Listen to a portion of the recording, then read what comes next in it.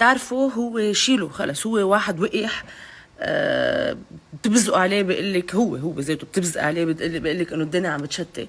بس هيك انا هدول اللي حواليه اللي كانوا عم بيزقفوا له، او انت الربان الحكيم، وهو انه عم بقول انه وقف على اجريه والى هنالك. هول اي حدا بيعرف هدول الاشخاص كان عم بيقرا او يلي واقفين وعم بيزقفوا له طول بعمرك، هدول اذا شي مره انا ما بعرفهم، بس اذا شي مره سمعتوهم عم بينقوا على الوضع بزقوا بوجههم وقولوا لهم انه الدنيا عم بتشتي ما تعتلوا هم، وزقفوا لهم انه كيف كنتوا عم بتزقفوا لرياض سلامه نحن كمان نزقفكم.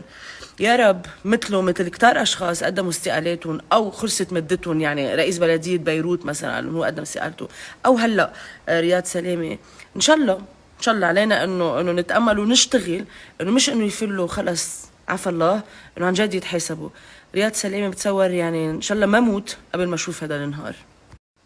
والاجمل هو ما قديش بيعرف هو او يلي حواليه، قديش العالم بتدعي عليه، قديش العالم تتمنى له موتة الكلاب، عيشة ضلوا منقز وضلوا خيفان وضلوا مافيوزي رقم واحد.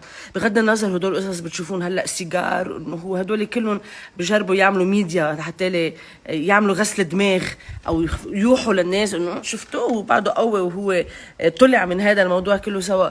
انا شخصيا هدول على قد ما بحسهم مرتين هن ويلي عم بيروجوا لهذا القصص بيشتغلوا له بهذا الموضوع، على قد ما بحس انه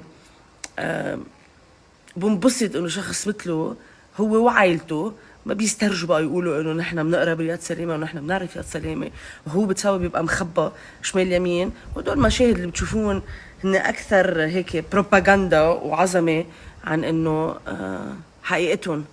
لو بتعرفوا العالم شو عم تدعي عليك.